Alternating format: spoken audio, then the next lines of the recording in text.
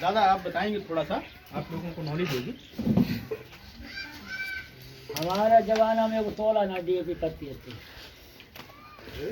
बोलो बिल्कुल डीएपी नहीं पड़ती थी, पता ही नहीं। क्या ऐसा होता था कि उसमें उत्पादन ना मिलता हो, पैदावार ना मिलता हो, ऐसा था कभी?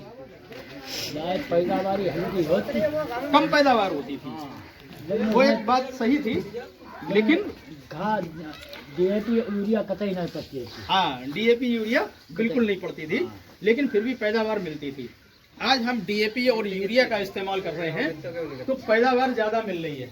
अच्छा, कितने समय से जो पैदावार मिल रही है इस समय, जैसे गेहूं की फसल मुख्य फसल है हमारे यहाँ, और 1 बीघे में अगर देखा जाए तो कितनी फसल निकल रही है, कितनी पैदावार है अच्छे गेहूं में? 2, 2.5, 3। अच्छा, ये 10 साल पहले भी मिल रही थी क्यों दादा? ये 10 साल 15 साल पहले भी 2.5, 3 का पैदावार पहले भी मिलता था। फिर इसमें यूरिया डीएपी का मतलब जो है क्या योगदान रहा, सोचने की बात है। मतलब फिर इसका योगदान क्या रहा? मतलब हमने लागत तो बढ़ा ली, पहले की अपेक्षा लागत बढ़ी कि नहीं बढ़ी? अच्छा, इस बात से सहमत हैं आप लोग? लागत बढ़ी?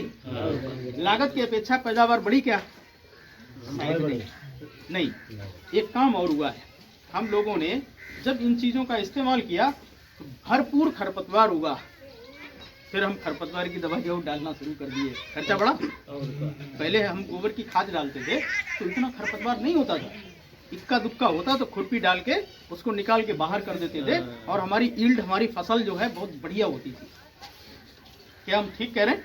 और आज हम भले ही उसको खत्म कर रहे हैं, मतलब जम रही है, उसके बाद हम उसमें केमिकल का छिड़काव करते हैं, वो खत्म कर देते हैं, लेकिन उसके बावजूद भी अगली फसल में क्या वो खरपतवार आता है? कहाँ से बीज आया? सोचो, दिमाग लगाओ कि वो बीज आया कहाँ से। और ऐसी ऐसी खाद, ऐसी ऐसी खरपतवार जिसको हमने पहले देखा नहीं था और वो आज है। क्या हमारी बात से आप सहमत हैं? मतलब ऐसी ऐसी घास जिसको हमने कभी सपने में भी नहीं सोचा था कि ऐसी भी हो सकती है, वो आज हम उसका सामना कर रहे हैं। फसल को खा जाती है ऐसी खरपतवार। और बीमारियों की बात करें तो आजकल बीमारियां कौन कौन सी हैं? बीमारियां जितनी नई दवाई उतनी बीमारियां हैं। उतनी बीमारियां, हम तो ये कह रहे हैं कि ये दवाइयां नहीं है, ये बीमारियों को बढ़ाने का एक साधन है, ये दवाइयां नहीं है। हाँ तो बिल्कुल नहीं, ये बीमारियों को बढ़ावा देने का एक साधन है। तो हम लोगों को करना क्या है? हम लोगों को अब इन चीज़ों से निजात पानी है, और निजात पाने के लिए हमें उस पीढ़ी में फिर से वापस जाना पड़ेगा। अगर आज आप हमारी बात को समझ पा रहे हैं तो ठीक है, नहीं समझ पा रहे हैं तो कुछ समय और लगा लीजिए और केमिकल फर्टिलाइजर का आप इस्तेमाल कर लीजिए। आपको ना तो उत्पादन ज़्यादा मिलेगा और आपकी जो लागत है वो लगातार बढ़ती चली जाएगी। और 2-4 साल देख लो, वेट कर लो, और जिस दिन आपको समझ में आए कि हमको उसी पद्धति पे वापस जाना पड़ेगा, तो साइंस देखिए उस पद्धति पे भी हमारा सहारा दे रही है। ऐसा नहीं, साइंस सबकी होती है, साइंस किसान के लिए भी है और साइंस मतलब जो है जो दूसरे सिस्टम है उनके लिए साइंस बहुत आगे जा रही है।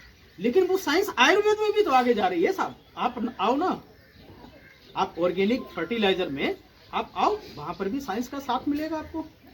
वहाँ पर चीज़ें आपको ऐसी मिलेंगी जहाँ पर आपकी लागत बहुत कम हो जाएगी और पैदावार बहुत ज़्यादा मिल जाएगी। तो ये जो प्रोडक्ट आप देख रहे हैं, एक्टिव मैक्स, एक्टिव 80, ये साइंटिफिक प्रोडक्ट हैं और ये 100% जैविक प्रोडक्ट है। इनका हम इस्तेमाल करें। हम ये कतई नहीं बोलेंगे कि आप 100% केमिकल छोड़ दो, क्योंकि 100% केमिकल छोड़ने का मतलब एक बोतल पीने वाला व्यक्ति, उसको अगर तत्काल एकदम बोल दिया जाए तो भैया ये बोतल कल से तुम्हें छोड़नी है, तो उसको अटैक आ जाएगा या दूसरी बीमारियां उसको एकदम धराशायी कर देंगी। ठीक है, क्योंकि बीमारियों का पुंज हो चुका ना वो।